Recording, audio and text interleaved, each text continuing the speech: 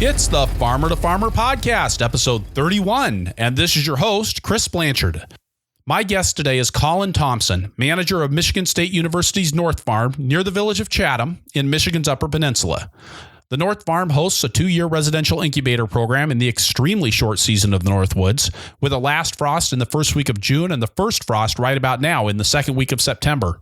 Collin and I talked about the ins and the outs of running a market farm as part of the university, practical strategies for overwintering crops in high and low tunnels for early season production, and ways Collin has worked with and around the 190 inches of annual snowfall in Chatham. We also had a chance to get into the culture of root cellaring in the north, and I had a chance to take a nice rant about food safety and barrel washers. Thank you for joining us this week, and enjoy the show. The Farmer to Farmer podcast is brought to you by Vermont Compost, founded by organic crop growing professionals committed to meeting the need for high quality composts and compost-based living soil mixes for certified organic plant production. VermontCompost.com. The Farmer to Farmer podcast is brought to you by Farmigo CSA Management Software, providing the tools you need to manage your CSA business. Farmigo CSA Management Software has a customizable management system to meet your farm's specific needs. CSAManagementSoftware.com. Collin Thompson from Michigan State University's Upper Peninsula Research and Extension Center's North Farm. Welcome to the Farmer to Farmer podcast. Thanks so much for having me, Chris. That was the longest welcome I've ever had to do. You know, in the university system, we love to have acronyms for absolutely everything. So from here on, just call us UPREC. That's the easiest way of referring to us. UPREC. Yep. Got it. I would think you would have gone for something like, Miss Suprec or something, just to really... Yeah, we got to have them separated out, though. So then we have MSU that can be separated from UPREC, and I guess I need TNF for the North Farm or something, too. So we'll just string a bunch of random letters together and that'll work. So Collin, the North Farm, I mean, obviously we've established that we're part of the university system. We're part of a research and extension center in the university system. But then you've got this one little separate bit of an operation that you've got going on up there in Chatham, Michigan. Yep. Yeah. So it's kind of an interesting story here. The North Farm it's a new project on an old farm. It's actually housed on the longest running research station in the state of Michigan. This farm itself was established in 1899. It's been here for ages, and it's seen a little bit of everything. It's been a dairy research facility. They did small livestock. My main production field used to be a fruit orchard. So it's seen a lot of different things throughout its history. But what it is now is a production vegetable farm, a research facility, and sort of an educational center sponsored by the university. So we've got about 160 acres here as part of the North Farm. We've got about 1,200 for the whole center, and that's as is in the UP, kind of the lay of the land or the type of ground that we're working with is very diverse. Got everything from dense woodlands to kind of managed and unmanaged pasture ground. We've got this beautiful creek running right through the farm, and then we've got our production fields and right here in the main farm site. So yeah, we're doing a little bit of everything. We do about just under 5 acres of vegetable production outdoors. Because of our location in the central Upper Peninsula, we've got a pretty harsh winter here, so we're playing a lot with season extension and market extension too. That's a big emphasis of what we're doing here on site. But really, it's sort of this balance of our actual production, some of the data that we're trying to gather to supply to the industry or to other growers, and then also bringing other people on site that are interested in either sharpening their skills as a production farmer or just learning kind of what it takes and getting their feet wet in that sort of environment or in that sort of field. You told me that the backbone of that is your apprentice farmer program or your incubator program that you have there on the farm, right? That's correct. Yeah. So we've got it's a 2-year residential program where we invite people who have experience on other farms or have done multiple seasons of work with other growers and know that this is something that they want to pursue as a livelihood, or they're interested in furthering themselves as a farmer. We invite them to come join us on the farm for those 2 years and start their farm business. So the way it works is they get access to a small piece of land. They get access to all the facilities that we have here on site, including tools, equipment, our greenhouse space, our packing shed, and then also they get the opportunity to kind of live and grow with us as another farm and then the other resident farmers on site here. So it's a really unique opportunity for a beginning farmer to eliminate some of the barriers to entry, that is access to land, access to capital for those investments like the equipment and the season extension space or whatever the case may be, and focus more on fine-tuning their growing skills, figuring out what they want to grow and what quantity, and then also kind of focus on sort of the business aspects, developing markets, kind of getting all your ducks in a row. So after they graduate out of the program, they have a little more stable footing as they transition onto their own piece of land or a rented piece of land. So what we're really trying to do is offer support to the people as they start their own farm businesses that may not be there in a normal business startup situation. So during that 2-year program, how much land are they farming? We've actually tossed that around quite a bit. We're almost trying to force people to start small and expand strategically. So in the first year, they have access to a 1/4 acre of ground. The second year, they have access to a 1/2 acre of ground. And what we're trying to, and they don't necessarily have to expand up to that 1/2 acre, but that's available to them. So what we're trying to do is say, okay, start small, get all your ducks in a row, kind of figure out what works well for you, what you need to work on, and then go through a 2-fold expansion in that second year. And then once they graduate out of the program, obviously, whatever scale they want to hit is entirely up to them. But that's kind of the way it's broken down here. We tossed around the idea of, opening it up and having a sliding scale for the fee schedule as far as, if you wanted an acre, it would cost more than if you wanted a 1/2 acre. But really we decided on this, and it's actually been confirmed for me that was a good idea. We've got our resident farmer here. Her name's Lan, and she's operating Beanpole Farm. And she entered into it with a partner, and that partnership dissolved. And so she's managing a 1/2 acre by herself. And she said to me the other day, she said, "Collin, don't ever let anyone do this. Give them a 1/4 acre, make them stick to that, because that's the perfect amount of ground to manage in your first year while you're doing 1,000,001 other things. And this 1/2 acre is just a little too much." And of course, that's going to depend on the person and the skill level and kind of their level of ambition. But if I learned anything through my various different my career path, I guess, in agriculture, it was if you can start slow and grow steadily, you're going to be a lot better off than if you were to take on more than you could chew in that first year.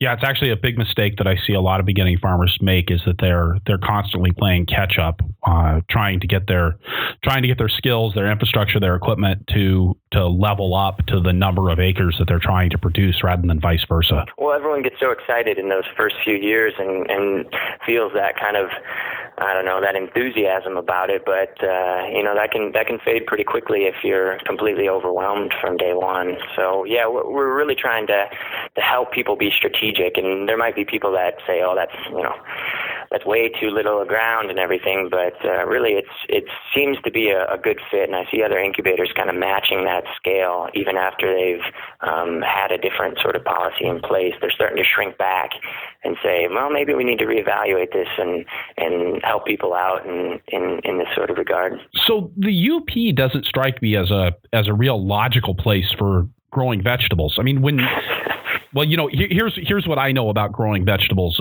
in the UP is that Greg Brown actually sings about working really hard to try to ripen tomatoes in the short summer and the sandy soils up there, and kind of compares that to what it's like in Northeast Iowa in one of his songs. I don't have the citation on that one, but sure. And it's also a place that isn't particularly densely populated. Yeah, so you might not want to quote me on these numbers exactly, but it is, I think, somewhere between 25 and 28% of Michigan's land mass, so it's a pretty big peninsula, but it's only something like 2% of the population. And so it is, as far as rural goes, it's one of the more rural places I've ever spent any time. And so, yeah, it is. Well, I grew up where you farmed, Chris, in Northeast Iowa, and I always thought that Northeast Iowa was this land of extremes. And that might sound kind of silly to people who don't know a whole lot about the upper Midwest, because it seems pretty plain Jane, but I'm thinking more of, say, in terms of climate.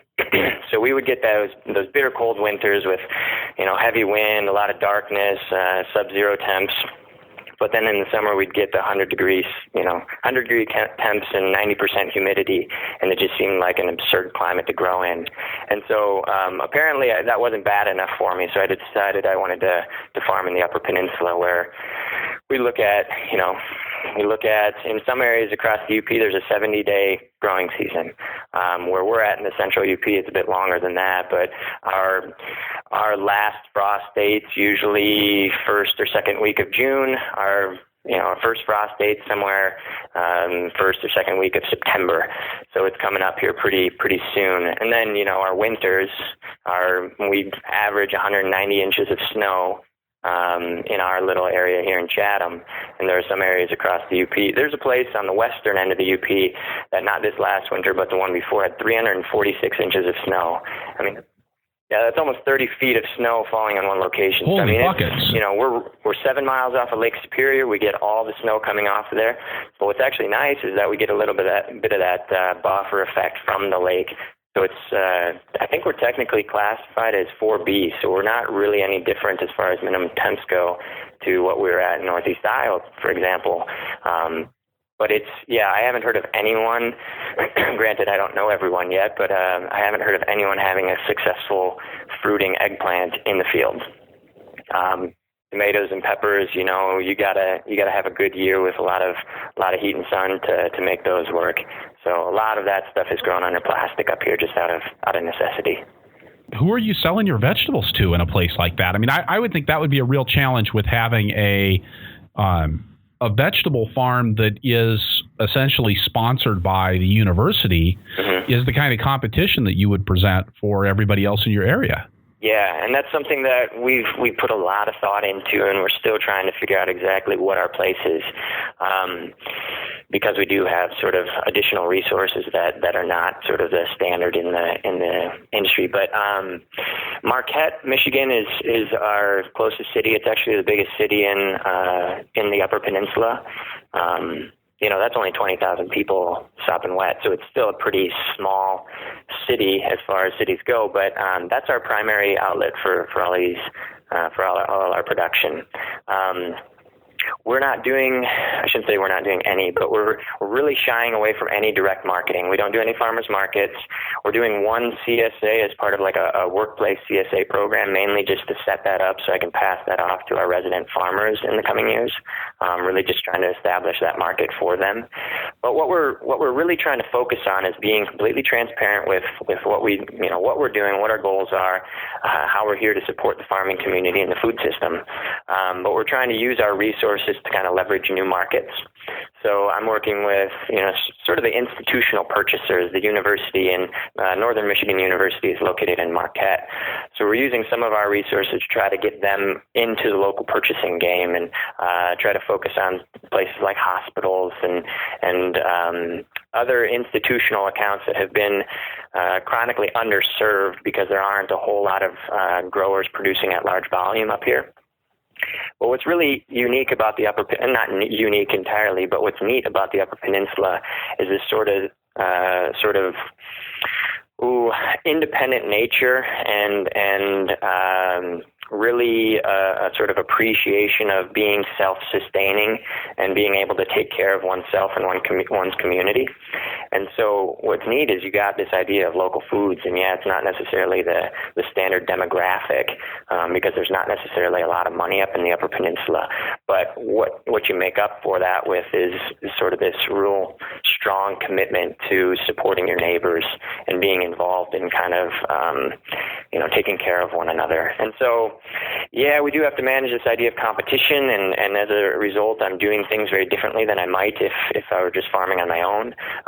But we're trying to be strategic about it. We're trying to really use that to not only our advantage, but the advantage of the food system in general.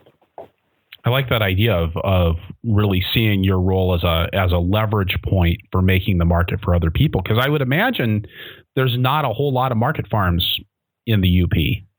You'd be surprised, perhaps. The central UP, where we're located, has a pretty healthy population of small growers. Most are on a very, very small scale, a micro scale. There are some that are shooting around the 5 to 10 acre range, but most are sub 1 acre, sub 2 acre. So they're very small, kind of on the line between homesteading and market growing. So there are a lot of homesteaders. That's kind of the thing. A lot of homesteaders that use sort of their additional production to bring in a little bit of extra income. So there are a lot of people that do a lot of growing, but not a lot of people that do it for their livelihood.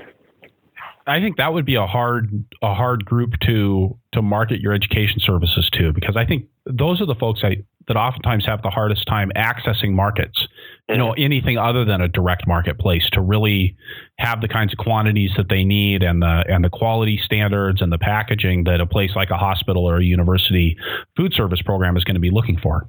Yeah, and what we're doing as far as our educational programming goes, we're trying to provide the baseline information, baseline skills necessary to produce at whatever scale is appropriate for the grower. So we're not necessarily advocating that people jump into, say, a wholesale production model.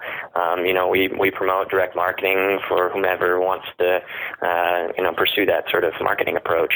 And so with, say, the people that are in an incubator program, their profits are their own, their business is their own, their marketing approach is their own, and we're here just to provide that additional support.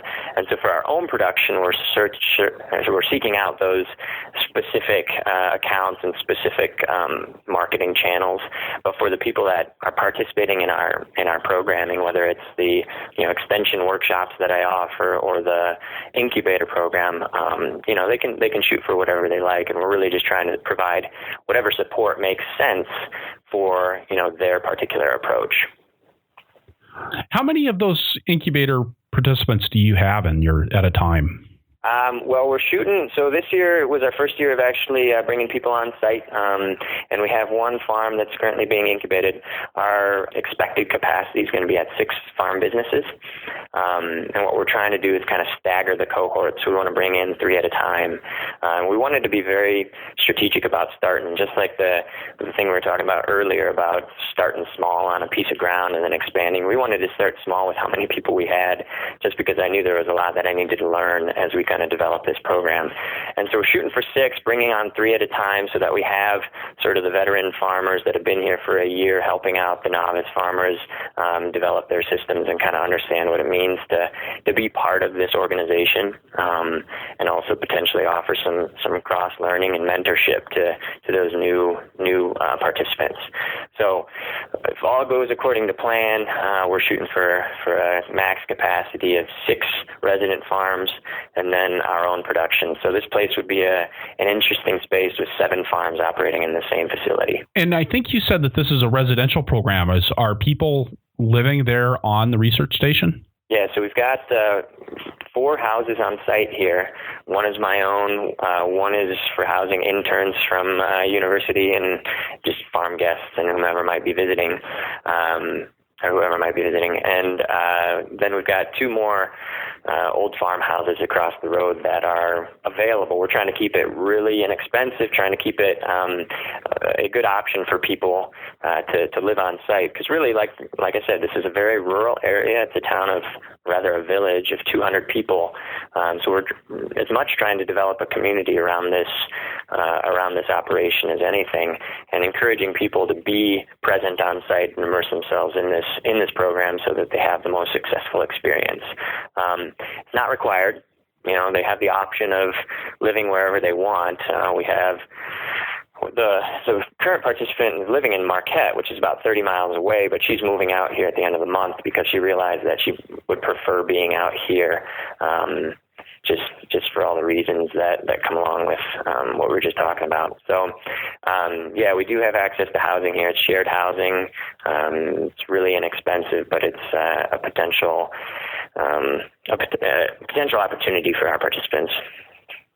You guys going to set up a reality TV show there with all your incubator farmers living together and keep the cameras on them 24/7? I mean, it could be a funding source for you. In this day and age, I think that would probably get a lot of viewership, which is terrifying to a degree, but that might not be a bad idea. We are trying to, as you say, try to minimize competition with other growers here, but we do have to bring revenue in to kind of support the project. So maybe that's our solution right there. Well, I always think that's an interesting dynamic when you've got an educational mission and a research mission to try. There's always a lot of pressure to actually make money doing that, but it can be really difficult when you're trying. I mean, it's hard enough to make money farming, and when you add in these additional pieces, and how accountable are you for bringing in funding to your 5-acre operation? I think I just had 5 or 10 gray hairs spit out of my head when you were asking that question. Sorry, dude. Well, so we have, for the first 5 years, we do have supplemental funding through grant sources. So our faculty coordinators down on campus have done a really great job of offering sort of the initial startup support for this program. So one of the faculty coordinators, Matt Raven, in the Community Sustainability Department, submitted the initial grant through the USDA to secure a lot of money just to get the project off the ground.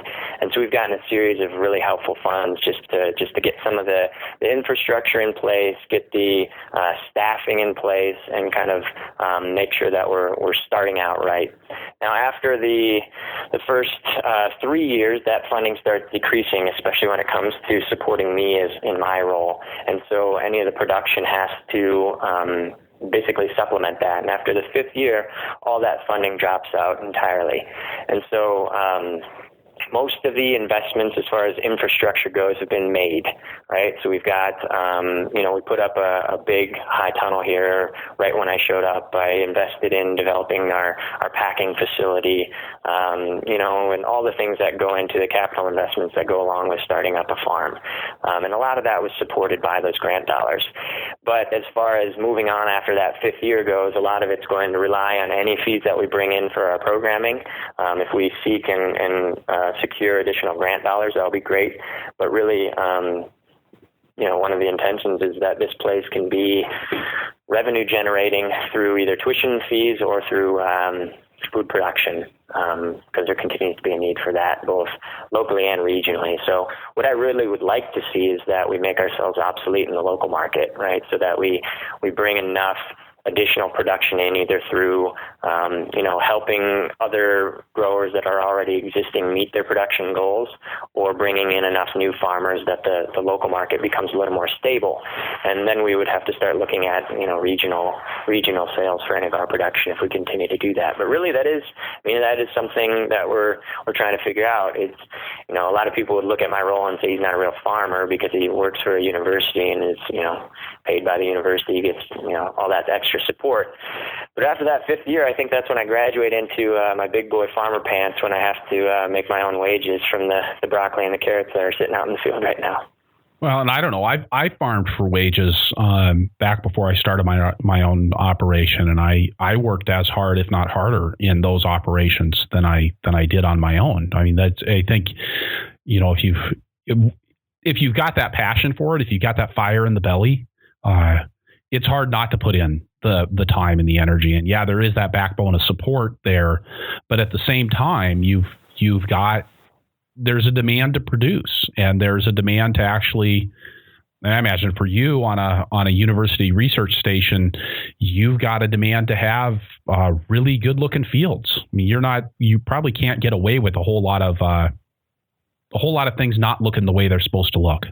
No, it's definitely very much in the public eye, and the fact that I was hired on to kind of start this project really makes me feel as though I have real ownership over it. And yeah, I know I'm part of the university system and everything, which is a really fantastic position to be in. But what's nice is that, well, maybe it's nice, I'm not sure, I guess, but if I have a crop failure, it feels like my crop failure. Or if I have a really great success in the field, then it feels as though that's my personal success or my crew's success. And so in that sense, I do feel really connected to this place. I do feel really invested in this place, and it's as if it's my own farm, which speaks very highly of how my supervisors and my coordinators here on site and back at campus have allowed this operation to expand, in that I have a lot of autonomy and they have a lot of faith in me and my crew and what we're doing. And so that's a really great situation to be in, and I'm really grateful for that. And so yes, I feel like we're farming, we're actively making this place our own. But it does get a little tricky again when you get that mentality and then you step back and realize, I can't sell in the same way that I would sell if I were an independent farmer, because of that competition or because of that public perception or whatever the case may be. So yes, there's a demand that we bring in revenue, but there's also a demand that we do so without stepping on other people's toes. So it is kind of a delicate balance or an interesting dance that we have going on here.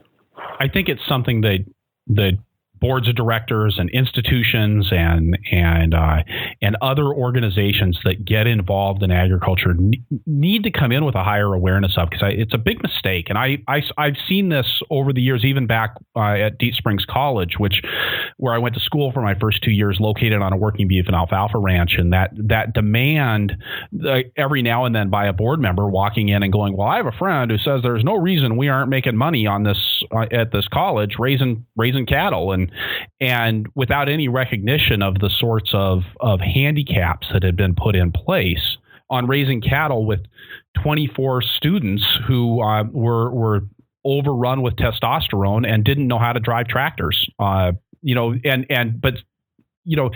I think similarly, and I don't know of any institutional operation, whether it's a farm that's owned by a university or whether it's a farm that's owned by a government organization or a nonprofit, where there aren't significant barriers put in the way of profitability and what's already, like I said earlier, a marginal enterprise. And I just think I wish there was more awareness on the part of organizations, on the part of boards of directors and supervisors of what that does. It's one thing to be farming for somebody. If so, you're a farm manager for somebody who owns a farm and they're like, make me money, do whatever it takes.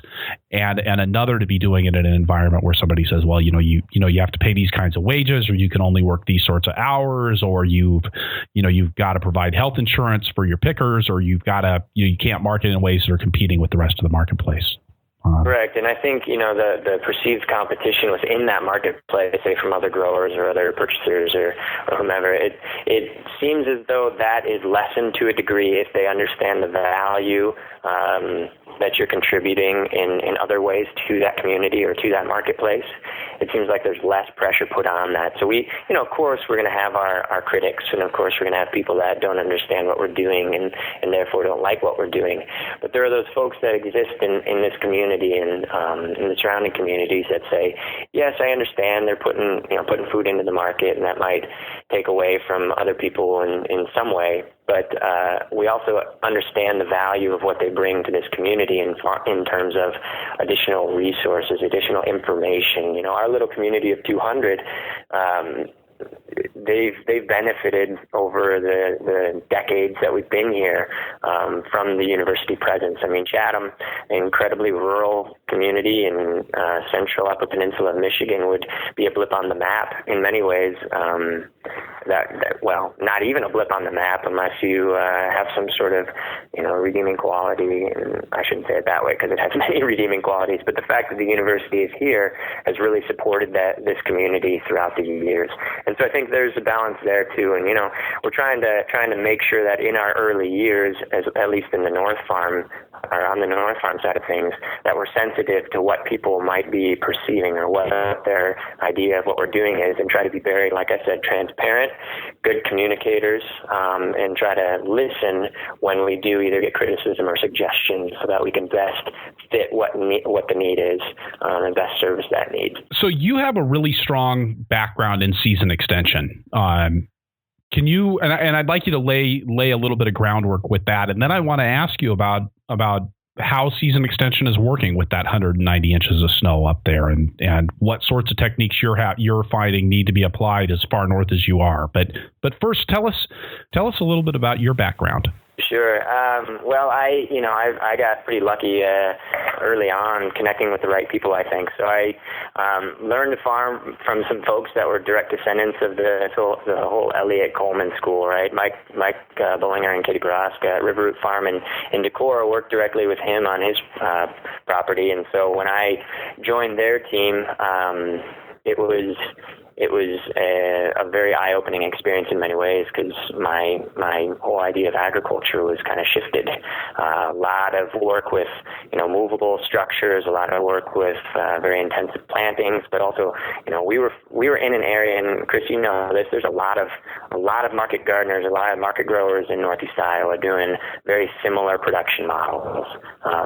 And what we were trying to do in that same marketplace, because these two were so innovative and really great visionaries, was focus on the bookends of the season, right? Use those structures to bring in products at the right time so that we're not in competition. We can have that competitive edge, and then also introduce new products to the market. And so working with them was a really great introduction to this concept of season extension. And through that, I got linked up with Four Season Tools, and I worked with them for 4 years or so. And I know you had Greg Garbos, the president of that company, on earlier, and he was a tremendous mentor to me too, just to kind of understand the ways in which we could push season extension to really kind of get maximum gain. And so that to me was an incredibly valuable experience, working on sort of the back end of the R&D, the construction, the manufacture, the sales of season extension structures and season extension systems. That gave me a very unique perspective as I turned around and then applied it on the farm. One of the more valuable experiences I think I ever had, though, was actually last August. I was invited, and I'm trying to figure out how I got this invitation, but to it's called the Frozen Ground Summit, and it was a meeting of 25 or 30 of some of the nations, and I include Canada in that, some of the best winter growers around. And it was basically our opportunity to sit down around table and talk shop and compare notes and see what's working for people and what's not working for people, as far as what materials are you using, what weight of row cover are you using in the deep winter, how many inches off the bed are you hanging that, what are you using to support it, what are you able to do in the field as far as overwintering goes with your conditions, or even talking about the need for additional temperature and humidity and light data was a big message that came out of that. And so I invested in data loggers here on the farm, and so now I'm able to track that throughout the season and understand what are the exact conditions that we're dealing with here, and how does that compare to Paul and Sandy Arnold in New York, or Elliott in Maine, whoever else is sitting around that table. And so as a university entity, we have the ability to kind of invest in some of those technologies and then use our networks to broadcast that information. And so season extension is a big part of what we're doing up here. Been pushing my own limits with that too, trying to introduce people in the area to some of the techniques that I've learned and applied over the years. And it's amazing with the funding that's now available for people through EQIP or through NRCS. I mean, in our two counties here, Alger County and Marquette County, this year there's over 22 or 24 new hoop house structures going up. Wow. So that says something for a very rural area of the country. Tell me about what are some of the season extension techniques that you've learned about over the years? I mean, I think we all know, like, put up a hoop house and grow some tomatoes. And right. I think everybody's probably somewhat familiar with the Elliott Coleman model of, wickets and row covers inside of a mobile tunnel. But what are some of the tips and tricks that you put out there in your educational work now? Sure. One of the things that was pretty eye-opening, and this was a topic of discussion at that summit I referred to, was what kind of fabrics or what kind of covers do we actually want to use inside the high tunnel for winter protection? And so, like you said, Chris, we get 190 inches of snow. We get long periods of very cold temperatures, and we get very little light. I mean, we're above the 46th parallel, so we get very little light in those winter months. And so we're trying to capture as much as we can and release as little as we can. And so Elliott originally was saying, okay, you put a row or a layer of Ag 19 over everything, and you're good to go to get additional winter production. Well, we've moved into putting on heavy layers of Ag 30 or Ag 45 or even opaque frost blanket and removing it during the day so that we can have all that solar gain, but then we release none of it or as little of it as possible overnight. And so that's something that we're really working with, is different ways of supporting those fabrics so it makes a little more sense as far as removing and putting them back on.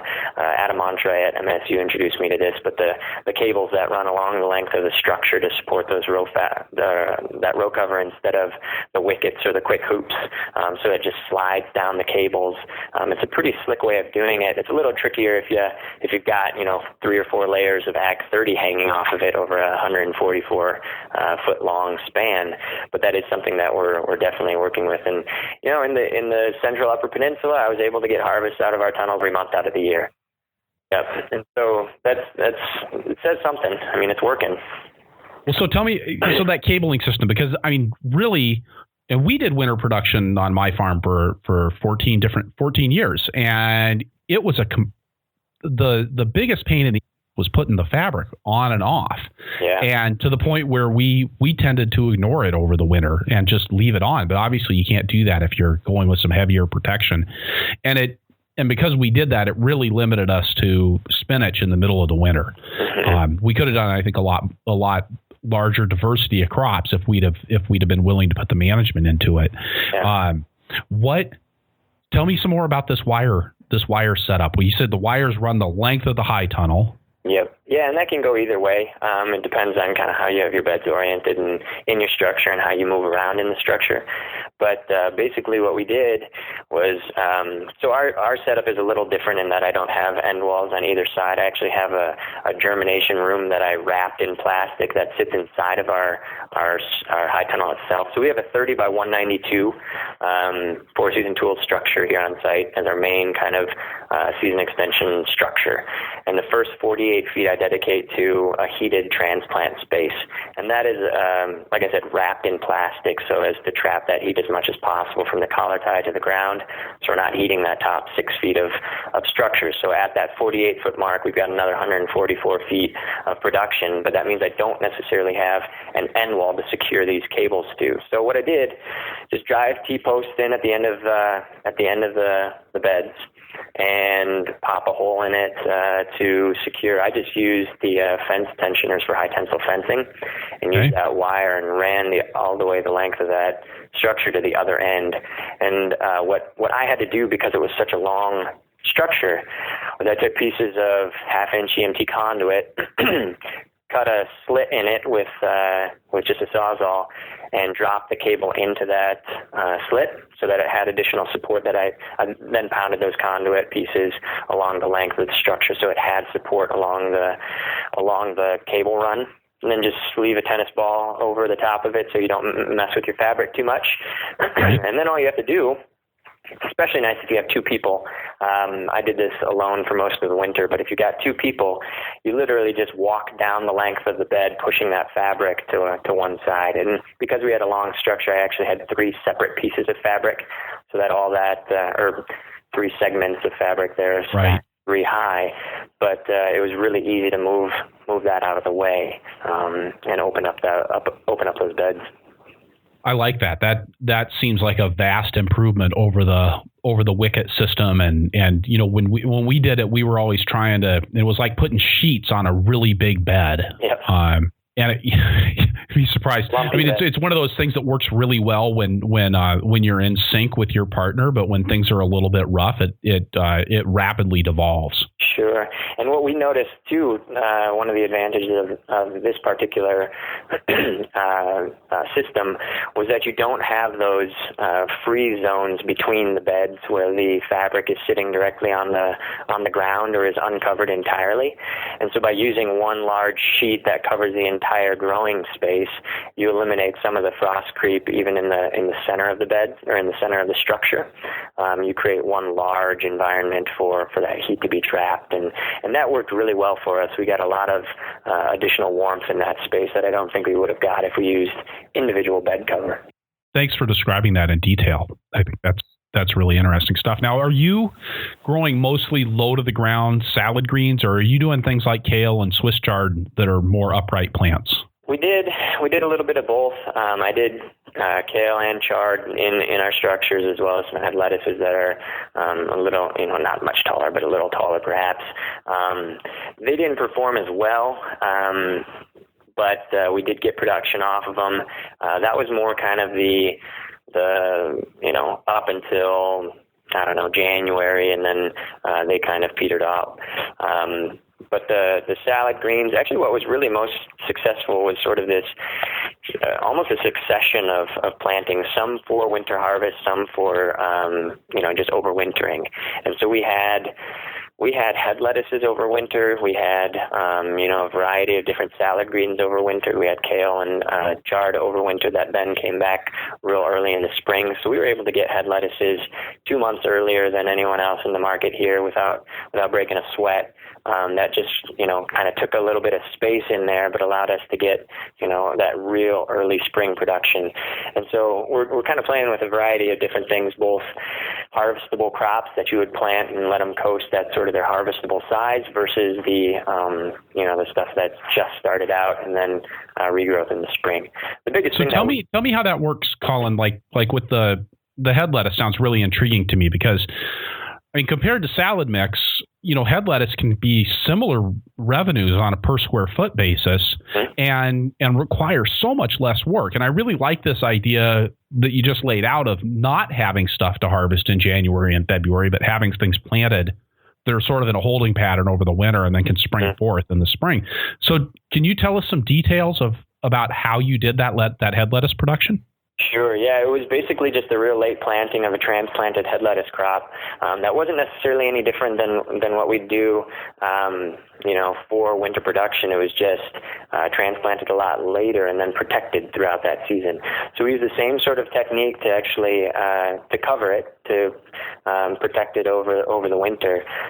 But it was transplanted out probably in, I'd have to look at my notes to be sure, but I'm guessing in, for us, mid-October, early to mid-October, and so it was very small. And I didn't actually anticipate that it would work. I thought it was just going to either die off or immediately bolt or something once the warmth came back.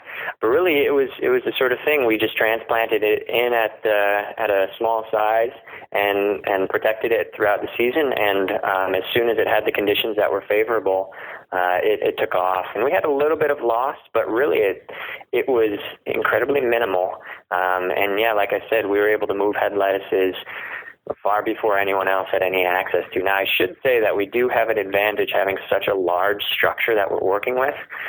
It would be a little trickier in this area to do that with a smaller structure that tends to be a little bit colder. But what we're dealing with here is just basically the light levels here are incredibly low in January and February. We have virtually no growth coming off of anything. If it's, right. If not because of the lack of sunlight, it's because any sunlight that's there is shaded out by the 7-foot wall of snow that's on the side of my high tunnel. And so we're really banking on sort of either getting that coasting through the winter or just prepping things so that they're ready to start up in the spring. And we did the same sort of thing. I know overwintering onions is not a new thing by any means, but I wanted to try, in our conditions, overwintered onions in the field under low tunnels. And so I did that, just transplanted onions. And we had huge success with that. And I think part of it's due because of the snowfall that we get, offering some insulation to those things. But we had the things that surprised me most that actually worked. The overwintered onions in the field did great. We didn't have any collapse of our little low tunnels, which was a big concern. The head lettuces in the big structure did really, really well. We had no bolt on them and very little die-off. We actually had, and this was an accident, believe it or not, but we had overwintered radishes that bulked out in the spring that we were able to sell real early off. And that was kind of surprising that worked too. They didn't bolt like I expected them to.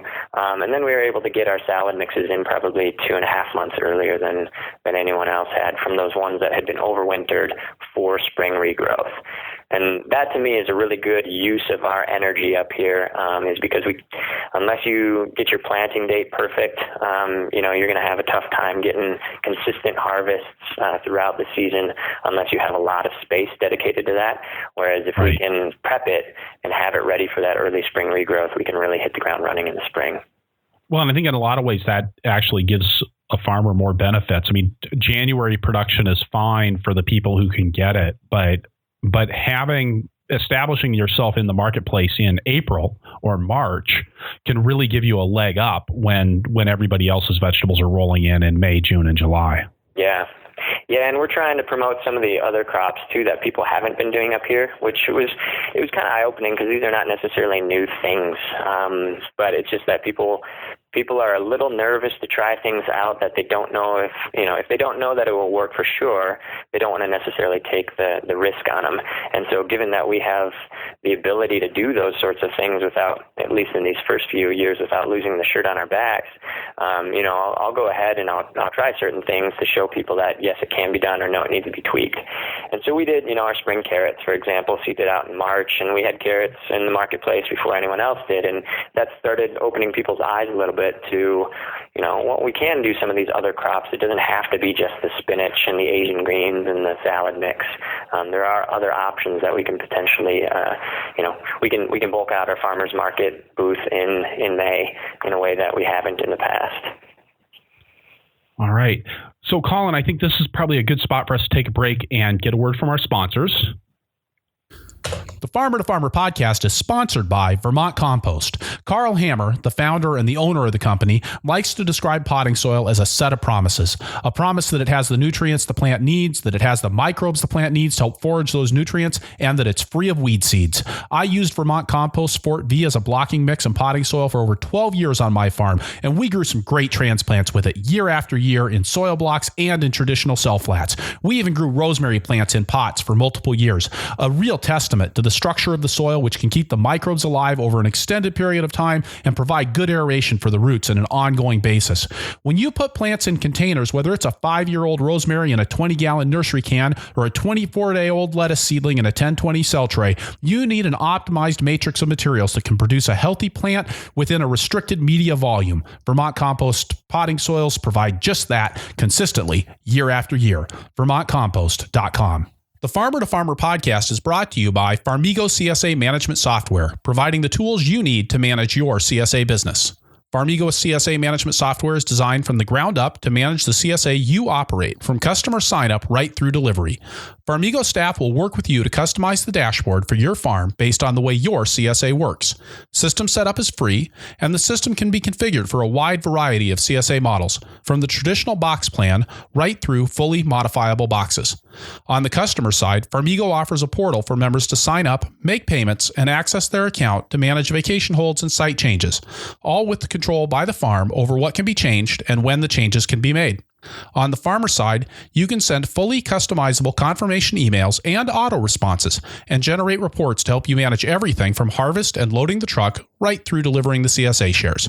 And they offer amazing customer support to you at no charge. They'll even call you if you need help. Learn more at csamanagementsoftware.com. All right, and we're back with Collin Thompson. So, Collin, you mentioned that Chatham's a town of 200 people, or you said a village, not even really a town. How's it going being single up there in the UP? It's kind of a shift for sure. I love it though. Honestly, for a town of 200, it's amazing what we have here. It feels like a historic town in that everything you could possibly need exists here. I mean, if I look out my window right now, I can see we've got a credit union, a bank. We've got, believe it or not, a little cafe that focuses on sort of the fresh and local side of things. We've got our co-op store, which is a more or less a general store that has full service grocery and hardware store. And this is what gets me most excited, and I know the crew is excited. We had just had an ice cream shop open up in town here, and we got a coffee shop and bakery opening up not too in the not too distant future. So there's a lot to do, and the UP itself is, well, I always say that my kind of two passions are agriculture and outdoor recreation. And if you're into outdoor recreation, this is one of the best places to land. We're right off of Lake Superior. We've got miles of single track mountain biking trails. Those 190 inches of snow in the winter means I'm out in the skis every day. I mean, that's how I move around the farm in the winters. I'm on backcountry skis. And so it's, while it's, dark and cold for a lot of the year, there's a lot of really great things to do and a lot of really great people up here. And what's really exciting too is though that, with what we're doing on this farm site is we're bringing people in to live on site here. And like I said earlier, develop a community around this space. And so that's really, it's really nice to have additional people that are like-minded and are passionate about the same sorts of things, as my neighbors. It's really quite a special thing to have in place. But to that end, Chris, if you know of any eligible ladies out there, feel free to send them up my way to the UP. Well, we'll keep our ears open, and you are talking to about 1,500 people right now, well, so who knows? To be very careful with what I say, I guess. This is the Farmer to Farmer podcast and single service. Yep, exactly. Well, I know that weed dating thing is now a big thing for farming conferences and whatnot. So that's there's a lot of energy, it seems, going into hooking up farmers with other farmers. So maybe your podcast needs to be a dating service. There we go. So we'll go for that sponsorship by what's that farmersonly.com. You came into a situation that wasn't operating as a market farm, but had historically been involved in production. So what kind of facilities existed on the farm when you got there, and then what have you put into place since arriving? Yeah, so it's a beautiful farm with a lot of, it's one of those sort of typical historical farms that has a lot of roof space, a lot of covered space, which is, as you probably know, very valuable on any type of farm. And so when I came to the site, we had, like I said earlier, 4 houses that were still livable, believe it or not. And then we have 3 different outbuildings, one that's just kind of a storage barn, one that is the old dairy barn, and then another that is kind of our workshop. It's a Quonset hut. And so those have kind of changed shape a little bit. Some of them have not. We're calling it the Grange. It's the kind of the center of the farm, the heart of the farm to a degree. It's where our packing shed is. It's where we do our morning meetings. But basically, we took this old barn that had a dirt floor and nothing in it, and poured a concrete pad. I built a couple bathroom facilities and storage facilities, put in walk-in cooler, put in water lines and drainage, and basically made it. It's a 35 by 70 foot space, and so it's this beautiful packing facility now that we use weekly for our produce delivery. And really, what's kind of interesting about developing this sort of operation is that we're not building to the scale of a single farm, right? We have to build with, the other 6 farms in mind, so that while if it was just us doing our production, or during the winter when it's mainly just me doing my production, these facilities seem a bit excessive.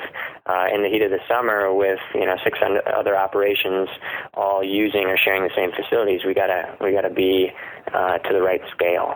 So that's something that we're keeping in mind as we're developing these facilities. So we've got that barn there that we've spent a lot of time and energy in. One of the houses here is actually we're using the basement as kind of our twofold, really. One is our germination space.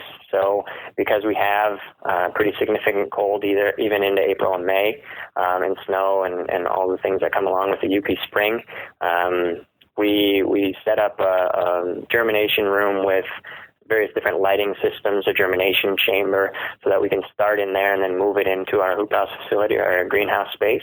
Okay. And that's been really great, especially for things like the lettuce transplants going into the high tunnel, or for our onion, leek, and shallot transplants. Some of those real early started crops. So tell me about the light. You said you've got a germination chamber, and then you've also got a lighted space. Yeah. So can you tell me a little bit more about how that's set up? Because I know a lot of people are doing this on a very small scale, are starting things indoors in the basement, and then gradually getting them outdoors to the greenhouse area. Yeah, we've got kind of a couple different setups that we're trying to compare and provide some information on. We've got just your standard fluorescents. We didn't even do T5. We were standard T8 bulbs. We're doing the racking system that you probably have seen on any home gardener or a small production farm, with just suspended lights over racks.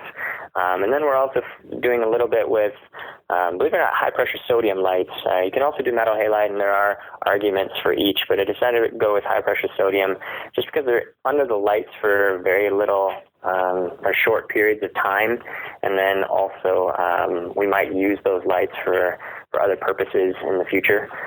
So we've got basically, it's a pretty small space that we're using, but I've got pallets up on cinder blocks as sort of our main bench space, and then I have light bank setups suspended over that, so that we get a light meter, so we're taking reads on everything to make sure that our distribution or our spray is correct. And then we built just a pretty basic germination chamber using sort of a wire rack, some foam board insulation, a water heater element, and an auto fill valve from a stock tank. It cost me like $200 to put together, and has really been a pretty valuable thing for us to have here on the farm. It's pretty rustic. The whole setup is pretty basic, because it's kind of interesting because we're trying to demonstrate not only best practices in most instances, or as good as we can get, but also sort of present them as an affordable option for other people in the area that might want to adopt some of the things that we're doing. And so I can't remember what the light setup cost us, but I got them.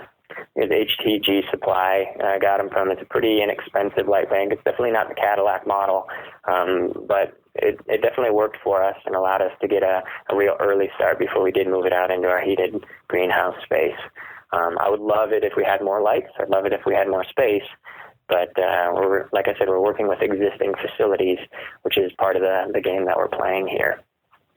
That space also functions as our squash storage in the winter, because it is a heated space, and the rest of the buildings are pretty cold throughout the winter. Right. And so we're doing our storage of our winter squash down there, which is, I would love to have a 4-foot door with a concrete pad to roll pallets in and out, but the reality is it's a standard man door, and we're loading them by bins, and we're doing a lot of winter squash up here, and so that's a challenge that we deal with. But who doesn't have challenges that they deal with on the farm?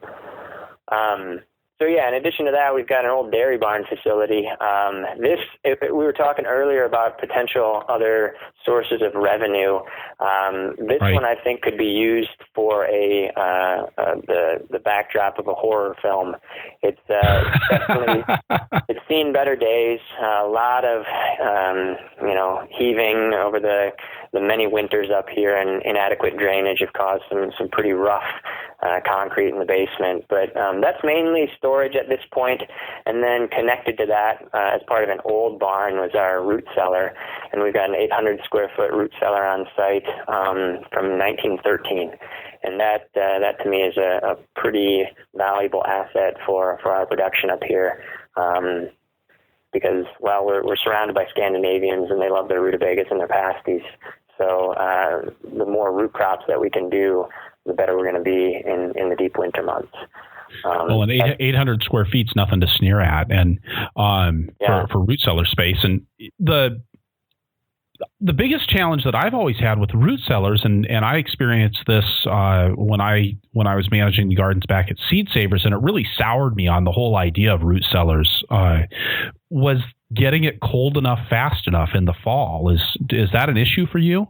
It hasn't been, and I anticipate having to do more of that in the future if we want to have long-term storage. But it is the tricky thing that people work with, because we have no problem keeping it at the right temp throughout the main part of the season. We had very little in there. I basically sold everything out of that space, by Thanksgiving or by Christmas last year, just because our production wasn't that big, and it's a huge space. And so what I was more worried about really was that, without the heat of respiration from those crops, I was worried that we'd get a freeze out in there. Didn't have to worry about that, but yeah, loading it was a bit warmer. But, we've talked about throwing a cool bot in there to try to drop that temp, but it's such a huge space that to cool that amount of space, it's not something that you can just put together willy-nilly. But last year, this inaugural season, I guess, we stored everything in there that you would expect to store, your potatoes and carrots and parsnips and cabbages and all that. And the only thing we had left, and I wanted to leave some things for just the storage comparison or see how well they did, were our potatoes. And we didn't have any issues with spoilage in the fall, because everything seemed to enjoy their environment. And I had potatoes that I was able to pull out of there in early June, just as it started warming up in there, and things started to sprout that had not lost any quality. And so that really got me excited about the space that we have. And yes, I think there are a lot of things that I'm going to have to do to kind of bring it up to sort of our modern standards. But for very little inputs, we had phenomenal storage out of that space. Are root cellars pretty common on farmsteads up in your area? It's one of those things, once you know to look for them, you seem to find them everywhere. Most of them are in pretty rough shape just because no one really uses them all that much anymore. Ours, when I walked onto this property, it had been wide open for about 30 years, and so it was, it had about 6 inches of grime and grit and slime at the bottom of it, and we had to do a bit of work to get that place to an operational point. But that's pretty common to see sort of these rundown root cellars. There are a few active root cellars scattered around the countryside here, but most of them are being underutilized, which is something that we're hoping to kind of change if we can demonstrate the proper usage of some of these historic root cellars. Well, and I assume you've been in contact with the Fisher Merritts over near Duluth, right, at the food farm? Yep, yeah, and okay. Well, John Hendricks and John Fisher Merritt did a great OU this last year, the Organic University at Moses, about cold celling and root cellaring of crops. And his modern, I don't know what he calls it, a modern root cellar, John Fisher Merritt's, is pretty impressive, and it's a long cry from what we have, but I would love to have the same sort of systems in place here, and kind of show what really is possible. Because like I said, people really love the storage crops up here. It's something that allows us to extend that market season substantially, and it's something that a lot of people do have access to. So if we can focus our efforts on that a bit more moving forward, I think that'd be really great. And I think storage crops are sometimes undervalued as a potential way to extend the season. It's really sexy to grow spinach in January, but it can be really effective on a farm to to invest in those storage facilities, and it's more scalable more rapidly, I think, than expanding your actual winter production is to expand how much storage space you've got for crops that you can be releasing all winter long. Absolutely. Yeah, and especially if you have the facilities to kind of move around, or the equipment to move around those bulky and heavy items, then you can really sort of ramp up your production without changing your systems too much, and not investing in steel and plastic in the way that you would have to. You can do it all in the same fields that you produce all your other crops. But we see a lot of value in those, and I think that's something that we're going to focus. I would love to do a little bit more research on sort of low-cost options for root cellaring up in an area like this, because I do see it as a huge potential market for us and for other growers in the area. Plus, I love growing. I love growing those crops. The carrots, the parsnips, the beets are some of my favorite to grow. So it's a good fit for me. But hey, Chris, I did want to ask you one question too. Okay. Turning the tables here. Turning the tables. Yeah, we're, as I was talking about before, we're kind of developing our packing facilities, as everyone does. We've got a really nice facility that sits here currently, but I'm in the process of building. We did a big expansion of our root crops this year, and I'm in the process of building a barrel washer, which seems to be kind of the basic piece of equipment for people wanting to do more root crop production. And so I know you're a food safety guy, and I've been doing a little bit of training in that too. But really, what I'm curious about is best materials for those sorts of projects. So as we both know, wood is starting to get kind of a bad reputation in the food safety world because of how porous it is, and its lack of its inability to be sanitized effectively. Right, because the bacteria can kind of get into those pores and. Correct. And then it's impossible to get them off. Yeah. Yep. And so, but that's kind of the standard material that people are using for barrel washers. And that's kind of what everyone's been using. I'm curious because I have access to a few different materials, and I'm trying to do this on a shoestring just to demonstrate it for other people in this area. What would your opinion be if you were to select, say, wood versus a non-food grade plastic? If you were to pick between those two options, which both are pretty readily available in one form or another, do you have any sense of what the food safety world might say on those sorts of that sort of comparison? Wow, between wood and non-food safe plastic, my 13-year-old daughter and my partner just 2 nights ago were playing this game of choose between two horrible options. The lesser of two evils. The lesser of two evils, and I don't know. I mean, so for me, you got a couple of different considerations. I mean, one is sort of the practical, like, I don't want to make people sick thing. Okay. And if that's the case, I'm not that concerned about wood. I think there's a lot of feeling like, well, I can't sanitize it, but a lot of wood, as I understand it, and here I am, I'm being recorded here. So, but it actually has antimicrobial properties to it. I mean, not all of it does, I don't think, but certainly a lot of the wood out there does to some degree or another. And most of what we're dealing with are not what we would consider hazardous foods. Mm-hmm. And I don't have any problem with washing stuff with wood and having food come in contact with wood, as long as it's being, washed down in visible dirt, other points of harborage are being removed. I think the challenge with something like a barrel washer and making it out of plastic is that you're actually going to end up, I feel like, with a lot of scratches and crevices in that plastic. Yep. And then you've created points where you've got harborage of bacteria, and there's no potential for cleaning it and sanitizing it, because the bacteria are hiding just like they would in the pores in the wood. But now you don't have any antimicrobial activity in a plastic. Sure. Now, food grade versus non-food grade plastic, the concern is usually with chemicals in there, and it's not really from a bacterial food safety concern. Although and this, I haven't been able to find anything to back this up, but I feel like, non-food grade plastic is usually a little bit rougher. It doesn't have the same smooth surface to it. And I've always felt like maybe the bacteria could hide in some of those, that roughened surface being more difficult to get the sanitizer evenly distributed in that.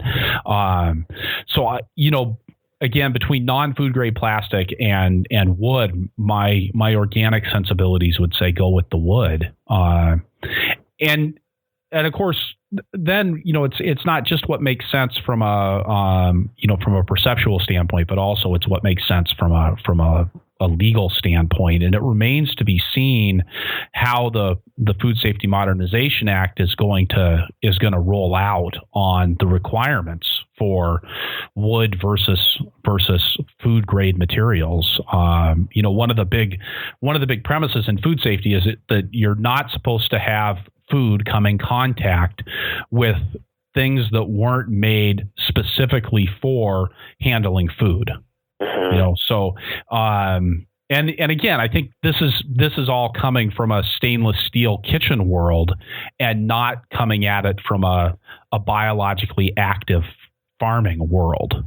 So if you're using wood, that's something that most food safety experts would say is not okay. But I feel like they're really coming out of a place where everything can be sanitized.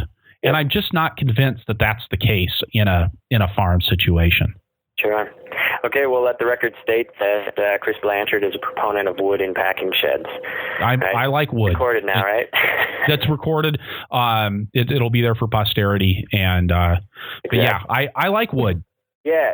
And this is a thing that we're dealing with a lot. Well, everyone is food safety becomes more and more of a concern with folks. But in the Upper Peninsula specifically, we were one of the sites for the group GAP pilot program. And so there are a lot of people going through that process in this last season.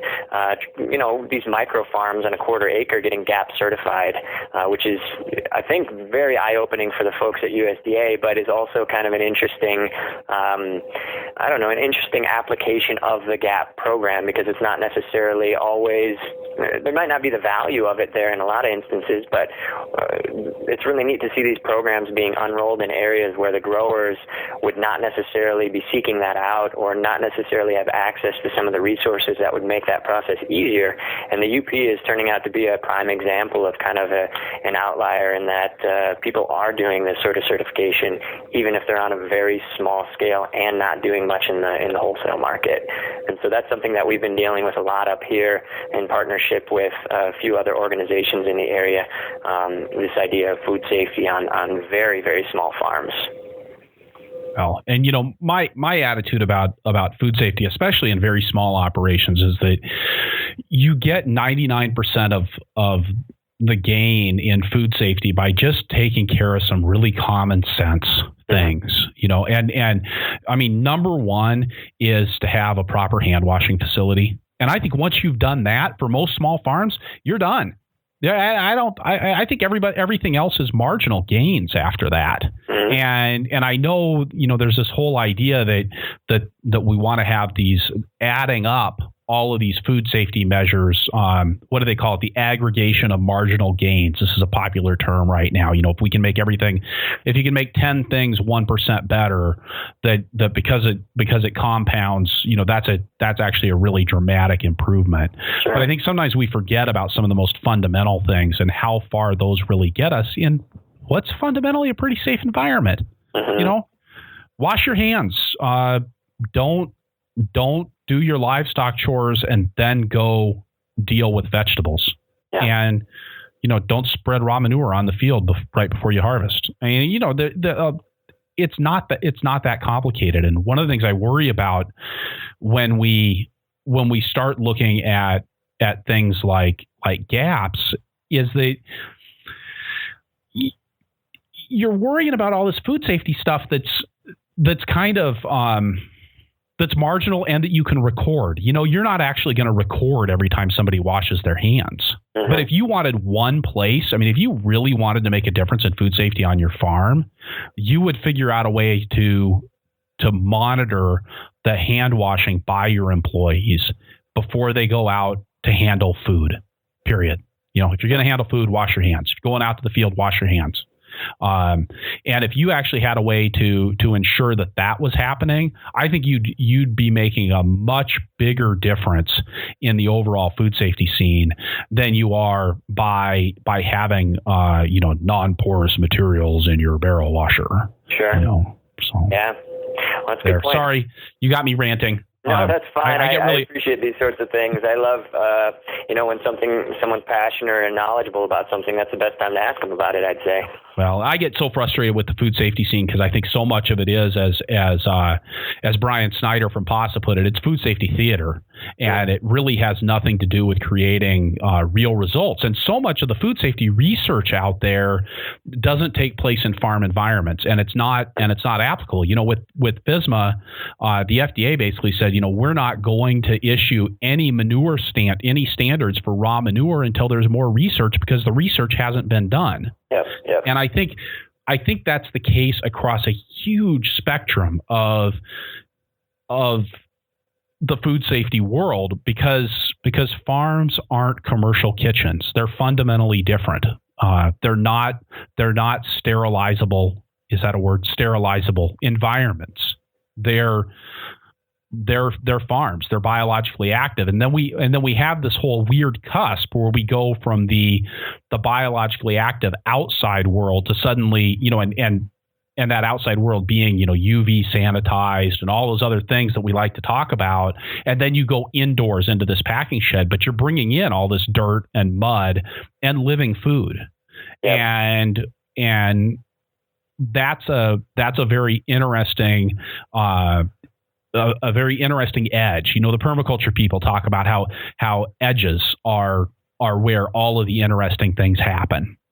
And I think that's really true, but it's also much more difficult to quantify and make good science out of what's happening in the edges because it's not very susceptible to reductionist thinking, which is really what you have to do to get a scientific result. And especially when you're coming from the Food and Drug Administration, which is all about control and standardization rather than dealing with the diversity and the life and the wonderful bounty that we have out in the fields. Mm-hmm. Okay, there. I just ranted some more. Sorry. Not a problem. Okay, so with that, now I'm gonna go to my tried and true method of turning the questions back on my guests here, and we're gonna go on to the lightning round. Collin. All right, I'm ready. Okay. All right. So what's your favorite tool on the farm? I've listened to this podcast enough. I know it's okay to cheat a little bit. Come on. You got to set a good example, Collin. You're a leader in the community now. I'll pick one then. It's one that I was introduced to by Jack Algier out at Stone Barns as part of that grower summit I referenced earlier. And it's called the Groundskeeper Rake. Are you familiar with this? Is this the big 30-inch rake that Johnny sells for cleaning up your beds? No, well, this is basically, I call it the poor man's tine weeder. It's, believe it or not, I think it comes from Waverly, Iowa, just down the road from Decorah.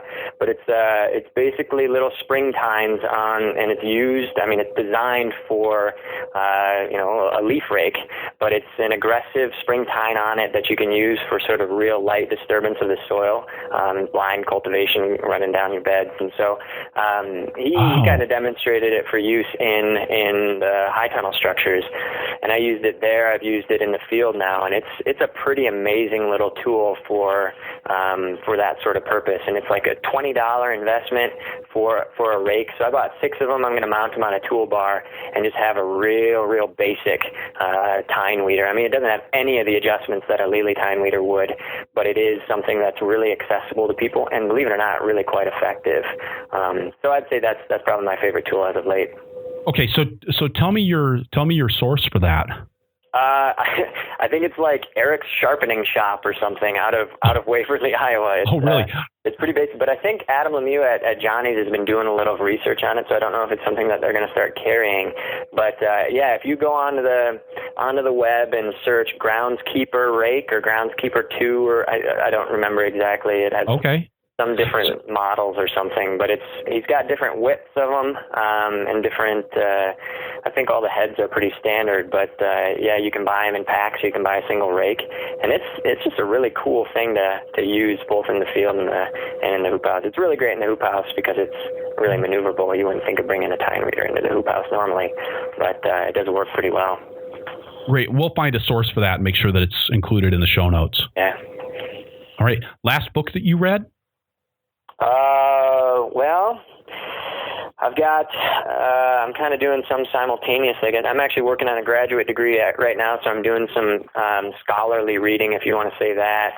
But my last sort of pleasure read or self-improvement read, a Tim Ferriss book, actually. I hadn't read anything by him. I've heard of him. And learned a little bit about him, but I've just recently started into the 4-Hour Chef, which is his take on sort of, he's using cooking or becoming a chef as sort of a case study for the learning process. That is, how can we be as efficient and effective when learning a new skill or trade or craft? And that's, on a farm, you got to be proficient at least in a lot of different things. So I really enjoy kind of taking on new skills and learning new things. And so that's been kind of eye-opening to learn another person's perspective on just that process itself. That's a great recommendation. I like that. Your favorite crop to grow? I'm a carrot guy. I really love a clean field of carrots. There's something really rewarding about the harvest of them too. And when you get a good harvest off of it, you feel more accomplished as a grower, I think. And I transitioned, I was always viewed as the place with deep black dirt, but where we were growing in Northeast Iowa, we had pretty heavy soils. And when I came up here, I inherited some really nice sandy loam. Not without stones, that's pretty characteristic up here, but that's made for beautiful carrot harvests. Get some real nice, long, good-looking carrots. So I think that's, as of now, that's my favorite. Any secrets for the weed control on that? Stale seed bedding, of course, and then believe it or not, this little tine weeder has been one of the things I've really relied on. Does a pretty good job of cleaning them up and not damaging any of the carrots as they emerge. But I'll do the whole stale seed bed for a week or two beforehand, before planting, and then I'll do the pre-emergence flame weeding, which is a backpack flame weeder, and that does a pretty good job. And then anything else, I'll just hit with the little tine weeder. And yeah, I've been really pleased with how they've come together this year. And I've pulled several of our storage carrots just to kind of monitor their progress, and they're looking beautiful. All right. And if you could choose a farmer superpower, what would it be? I think I would probably have some sort of lasers that shot. I'm trying to really embrace this idea of superpower here. I would have lasers that shoot out of my eyes and eliminate all weeds in the fields. I'm a snob for clean fields, and so if I were to be able to do that just by looking at the field, I think that's really what I would do. I think like a lot of superpowers that just take all the fun out of it. I don't know. Then I'd choose the ability to fly, because everyone. Okay. And last purely recreational activity that you did. Like I said earlier, this is a really great place to recreate. And so I try to make a lot of time for that sort of thing, because it's just a perfect environment for it. So went canoeing. Hit the Indian River over in Hiawatha National Forest, which is just down the road from us here. We're surrounded by some really beautiful forested ground, so that was a good weekend trip with some really good folks that hit the river and spent some good time on the water. Great. And if you could go back in time and tell yourself, before you got started in this whole farming thing, one thing, what would it be? I think it has to do a little bit with my own personality, but I've been known to have a little bit of an ego. At least I would classify myself as someone who's a bit too proud at times. And so what I think I would do, I think what I would say to myself is, don't be afraid to ask the stupid questions.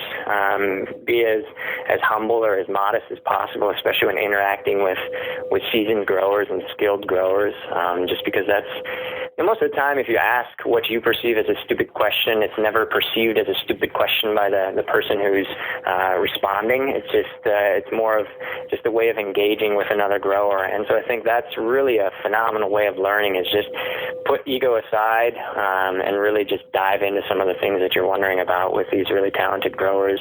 I've been fortunate enough to come across paths with a lot of really amazing farmers out there. And so I think I've taken advantage of it, but I know I could have done a better job. And so I'd encourage anyone, just, put your ego aside, be humble, be modest, and really be a sponge when you have those opportunities to soak up some additional wisdom from other growers. Hey, and we'll of course have links to this in the show notes, but I forgot to ask you, just to put out there, how do people find you? Sure. If they want to get information about what you've got going on at North Farm. Yeah, so we've got our own little website. It's msunorthfarm.org, and that's kind of our main landing site for learning about the incubator, learning about our production models, and also all the other educational programming that we have here on site. So that'd be a good place to start. There are also other university resources out there. The center page, the UpRec center page, as you could find. If you just Google UpRec, it's, I think, the first thing that comes up. But for things specific to the North Farm, I would say msunorthfarm.org is the best place to check us out. Thank you so much for making the time here on a Saturday morning, Collin, to talk with us about your incubator farm up there in the UP. Absolutely, Chris. Thanks so much, not only for letting me join you, but for putting this resource out there. I know it's been really helpful for me, and I think same is true for a lot of other people out there.